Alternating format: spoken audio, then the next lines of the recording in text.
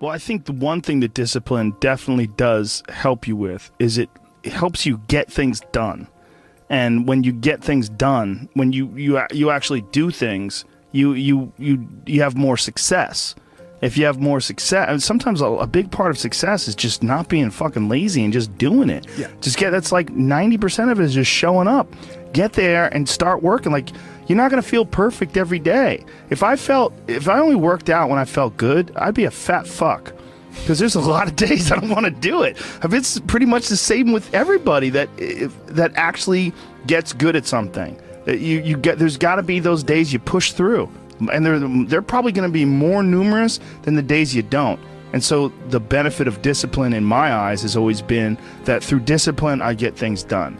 Yeah. I always say that I'm like the most lazy, disciplined person I know, because I don't want to do it. Yeah. But I always do. One of the big problems is sitting down and doing the work. Mm-hmm. And you got to, and Pressfield talks about that in the most concise and beautiful way. And he labels it like an enemy. He calls it resistance. Mm-hmm. And that you have to sit down, you have to overcome resistance, and that the pro goes to work. And it doesn't matter if you're sick, doesn't matter if you have kids, it doesn't matter what, you're a pro and you go to work. And that just, it puts it in your head that this is what I do. This is what, and you have pride in that. And then when you are in front of that keyboard and you look down at the count, it says, I got 1,000 words today. I put 1,000 words in. You're doing the work. Yeah. And out of that work, gems blossom. Yeah. Little things, but you might have a day where you just write nothing but dog shit. So what? Show up again tomorrow. And tomorrow out of that dog shit, a flower will emerge. You never know. And that's the only way to develop real, to really develop your potential 100% in anything, whether it's as an author or even as a martial artist. There's a lot of creativity in martial arts. To be a great striker, you have to be creative, because you have to develop patterns or execute patterns that aren't going to be perceived. This idea that life is hard, something you're supposed to shield from them, it's so silly. And, I've had this conversation with my friends, because everybody that I know that's interesting had a fucked up life. But now we have kids, and the last thing we want is our kids to have a fucked up life. So we put our kids in these good schools, we live in these nice neighborhoods, everybody eats healthy, and there's no fucking domestic violence, and everybody seems, it's so different than all of our lives. And we were talking about it, me and Brian Callen were actually talking about it, look, we all had fucked up childhoods, and everybody we know had fucked up childhoods. And they're all interesting, but I don't want my kids to be boring, but I also want them to be safe. So it's like, how do you approach that? I mean, I think you get involved. This is what I've chosen to do, is get my kids involved in martial arts and give them the opportunity to pursue difficult things, and understanding that through pursuing these difficult things, in accomplishing stuff, you learn something about yourself. You learn that you have this ability inside of you to overcome. Get obsessed with life improvement. Find things that you enjoy doing that are difficult, do them and get better at them. It seems so simplistic. It seems like a ridiculous, idealistic point of view, but it's effective. Well, you need some amount of pride and some amount of ego to get good at things in the first place, because it's such a counterintuitive notion, because you have to have a belief in yourself. You have to be able, when you start out at jiu-jitsu, you're a white belt. I remember being a white belt and being like, oh my God, I am fucking never going to get good at this. I'm going to suck forever.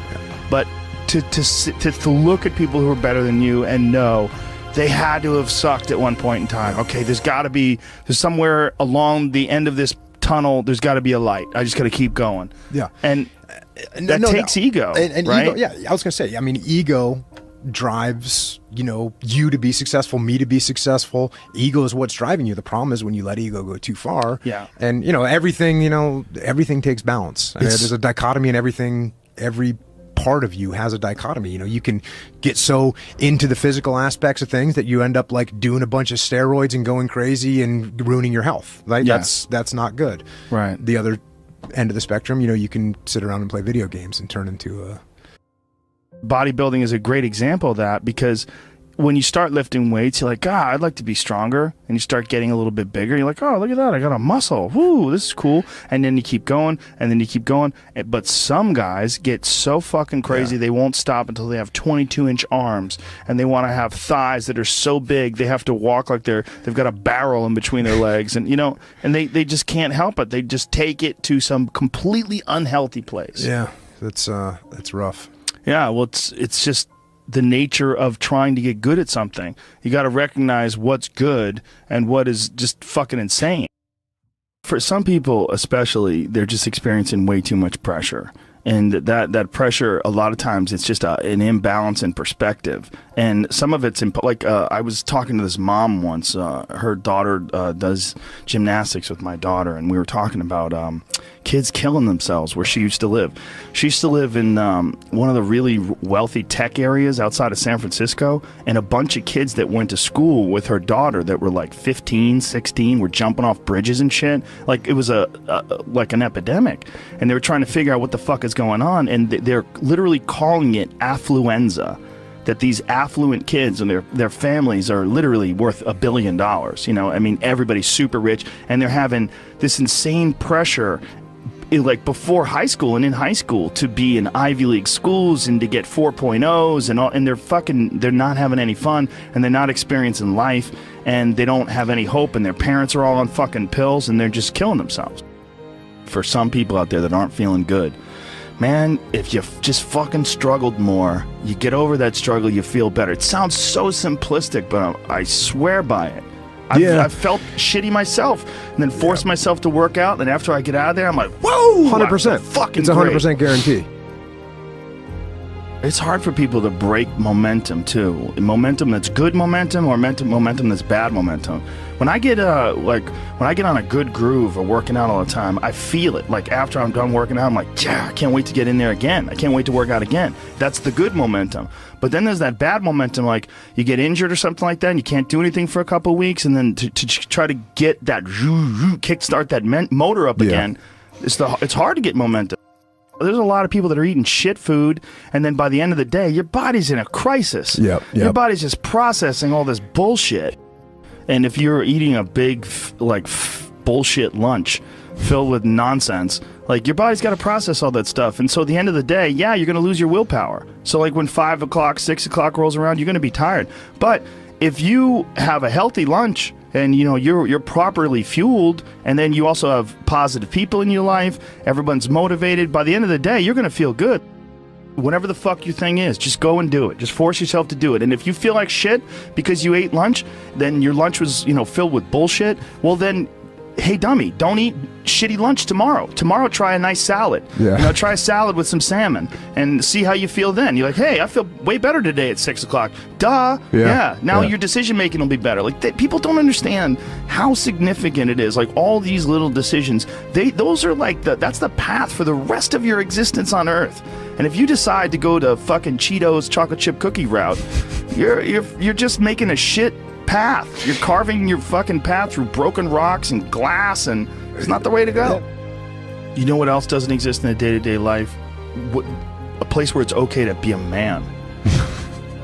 It's actually okay to be a man. It's okay to have man thoughts. Like everybody is so toned down and neutered. It's like human resources and corporate life has watered down people's natural behavior to the point where people are just dying on the inside, sitting in these fucking cubicles, rotting, just freaking the fuck out, having all these thoughts they can't entertain, having to pretend to be someone they are not all day long, putting on this bullshit way of talking, this fake way of thinking. Everybody's got to subscribe to whatever fucking ridiculous policies their company wants to enforce. And you're just a robot, and you get out of there and you just want to scream. It's this fear of discomfort. People have this extreme feeling in their mind when it comes to their associations with exercise. They want to avoid discomfort. They feel like any type of exercise is just like something to be avoided. That's not for me. Fuck that. I don't want to sweat. I don't want to strain. And a lot of times, this association that they have is about the beginnings of getting in shape. It's not about once you're actually fit. Because once you're actually fit, exercise is something you look forward to. It's an alleviation of stress. it feels great. Like if I can't get a workout in, I look at my schedule. I go, oh shit, I don't have any time for a workout, which means I'm not going to get that good feeling.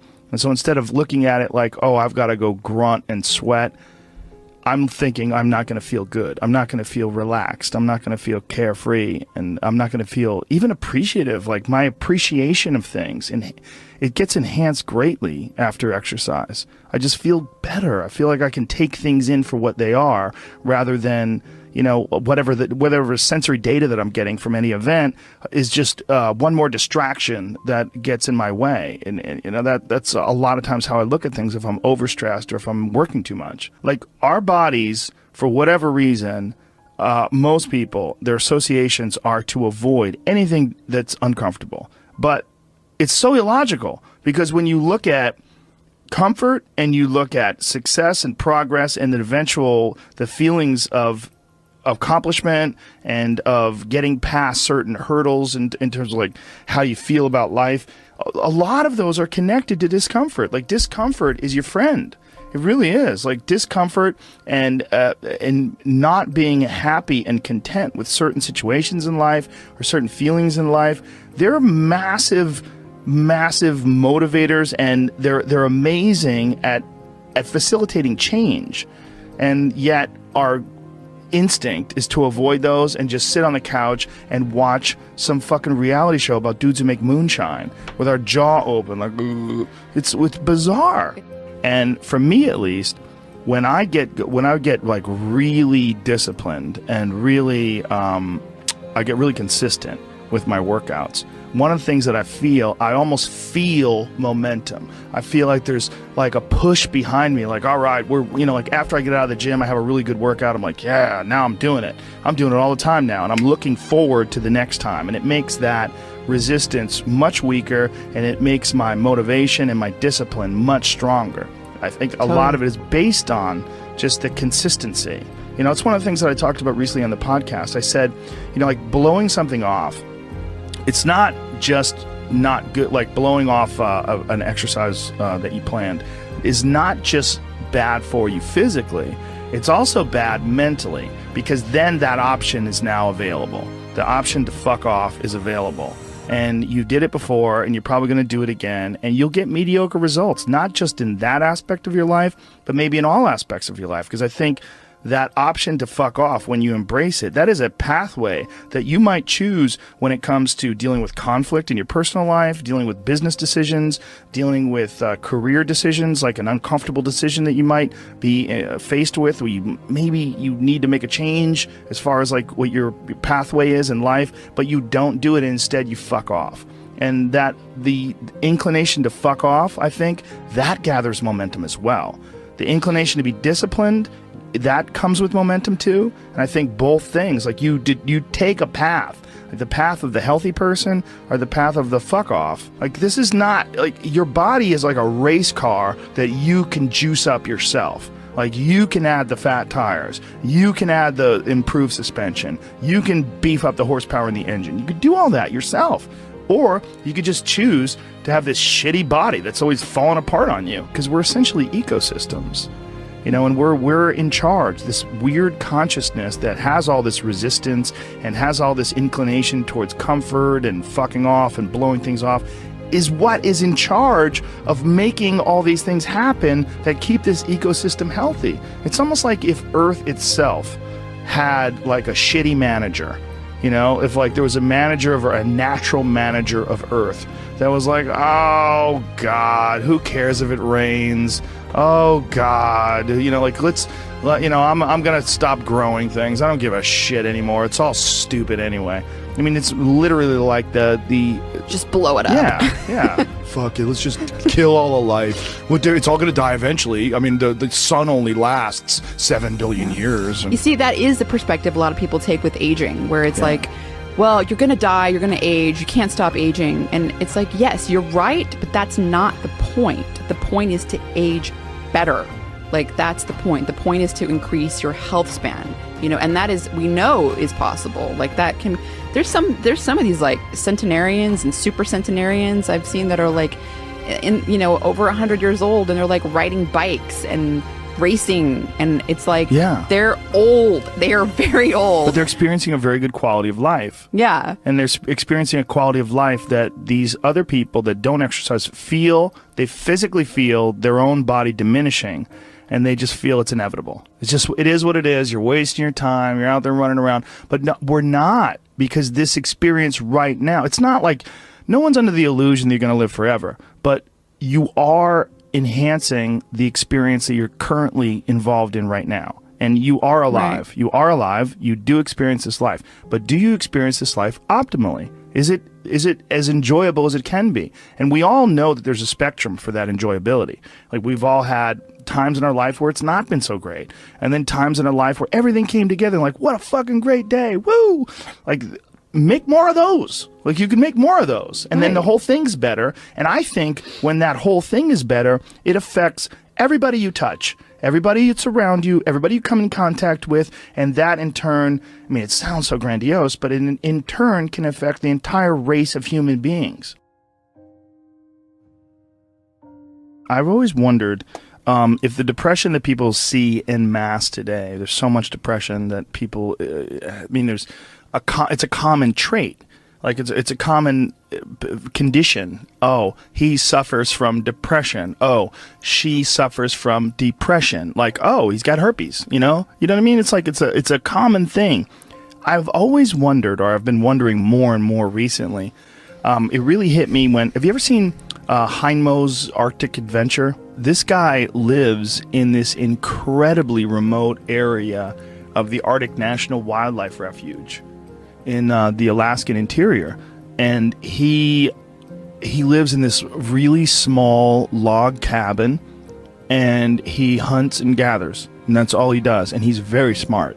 Like, he's not a dummy at all. And he's been up there. He lives with his wife, and he raised children up there, and it's really, there's some dark moments in there, because they lived like this from the time, like, when they had children up there, and they lost their 2-year-old baby in a fucking canoe. Like, they tipped over in a canoe and lost their kid. And it's like, it's really intense when they revisit the site and leave flowers. And it was like 30 years ago, and they had several children since then, but this moment is still like this intense moment of loss for them when they lost their baby. But this fucking guy is very happy and very, very smart and very connected and very articulate.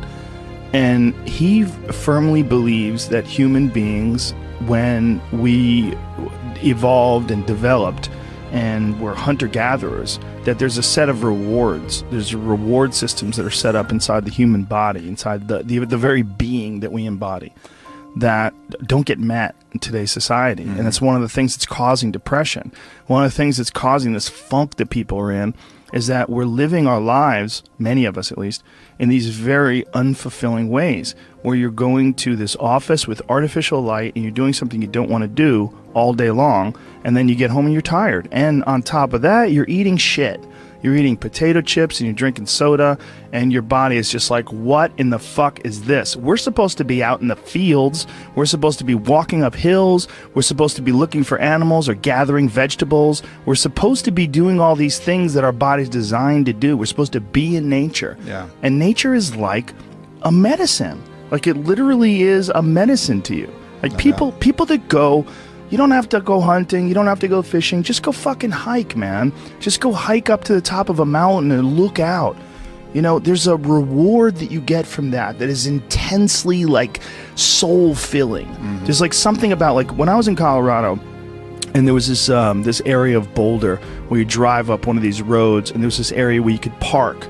And it was this incredible view, man. And these people just park and just go out there and just look. But you get there and you park and you go, fuck. Because you would see, you're literally seeing the Continental Divide.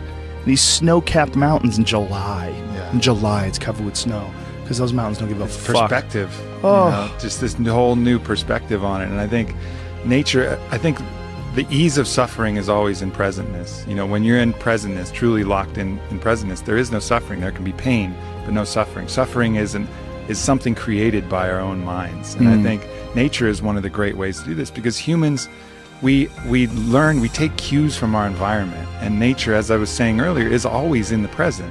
You know, there's this natural presentness of all the animals, everything around you.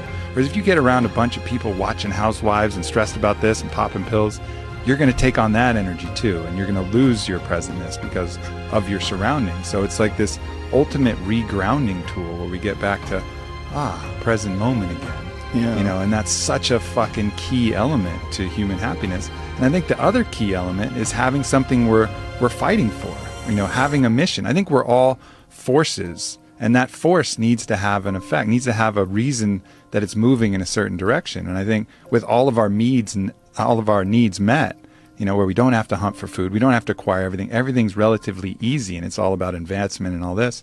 We've lost a lot of the basic mission, which was the mission to survive and procreate, you know, so, and we haven't replaced it with any other universal mission, which is, I think, one of the big allures of these things like wars and these things like creating an enemy. Well, at least then you have a mission. And when you have a mission, human beings are happy. You know, like Bertrand Russell talked about, he did a book, Conquest of Happiness, and he had his own fucked up attributes. Every time I bring him up, people talk about his fucked upness. He was into phrenology, and he might have been a racist, whatever, but he was a good philosopher. Smoked constantly. Yeah. But anyways, he talked about the happiest person he knew. The happiest person he could find was a groundskeeper on a manor who every day woke up and was at war with the rabbits of the grounds. He just declared that the rabbits were the fucking enemy, and he would go out with his gun and he would hunt as many as possible, and he would go morning till night, and he would kill as many rabbits as he could, because it was the rabbits were the ones eating the hedges and the flowers and whatever. So he basically made the rabbits his enemy and struck out every single day to kill as many rabbits as possible. And that dude, according to Bertrand Russell, was happy as fuck. He had a task. He had a task. He had a purpose. You know, he had a mission. My mission is to destroy the rabbits. I used to have a dog like that. Yeah? I had the happiest dog ever. His name was Frank Sinatra. And he was a pit bull that all he lived for was killing lizards. And my house, my old house, not the house I'm in now, but my old house, had this one, it's like on a hill, and there's this one wall where these lizards would run up the wall. And so Frank, I would literally let him out in the morning, and he would fucking bolt out that door. It's like, time to go to war. Like, and he would run and go look for these lizards. And he would stand there, like Eddie Bravo would just watch it and marvel. He'd be like, fuck, man, this dog does this every day. This dog does this every day. I go, this is what he loves to do. And he would go there, and he would have his paws on the wall. And he would, and he would go crazy, and he would jump up and try to grab a lizard, and occasionally he would get one. And he'd be like, fuck yeah. And he would get one, and they would go looking for another one. He would go, and he was a pretty big yard. So he would go wandering around the yard looking for anything else that fucked up, anything else that was slipping. There was constantly, unfortunately, twice I had to take him to the hospital because he got bit by rattlesnakes. Because rattlesnakes were slipping too, apparently. He killed the rattlesnakes, but the rattlesnakes fucked him up. Yeah. He had like a water balloon growing out of the side of his head. Both of my dogs, by the way, that's a real problem if you don't have the money to pay for the serum. It's super expensive. It was several $1,000s to treat them for this rattlesnake venom, anti-venom shit. It's like, I was like, man, what if I was poor? What if... that's a whole fucked up system. Like, they inject horses with the venom, and then they like get the antibodies from the horses. It's like this archaic system. I think my friend Donald Schultz is working on, he's a big snake handler guy. He's working on ways to innovate around that, because it's kind of like a real backwards system that they have, how you get anti-venom. Well, a horse will survive, so let's just fucking sort of put the venom in there, and then we'll get the antibodies from the horse, and then, you know, it's a weird thing how they do it. Yeah, well, that's a real problem with people that are vegans. If you're a vegan and you don't use any animal products and you get bit by a rattlesnake, you got two choices. Compromise your morals, or that's a wrap. Yeah. You know? But this dog was so goddamn happy. He had missions. Yeah. You know, he would go out of that yard and he wasn't bored. He was like, please take me for a walk. Come on, man. He was like, see ya, dude. I'd open that door. He was gone. He just had his little mission. And I think you can see that in the people who are the most unhappy. They seem aimless. Yeah. They're like, what am I here for? Why am I doing this? Nothing makes sense, you know? And I've even felt it in my own life when, you know, I know what my mission here is. My mission is to expand human consciousness, to help people be happy. Like, that's really what I find my greatest purpose in. But every once in a while, I'll get this kind of like fuck people attitude. Maybe someone said some fucked up shit, and I'm like, man, people fucking suck. Fuck people. And then at that moment, that's when I'm actually depressed, you know, because I've lost my mission. Instead of having a mission like, yes, my mission is human consciousness, all of a sudden it's like, fuck people, fuck that mission. They'll figure it out. And then I'm depressed because I've lost my purpose. It's very hard to rise above, like literally, when something like that happens and realize like, oh, you're encountering one diseased individual. You got to look at the mass of humanity. Yeah.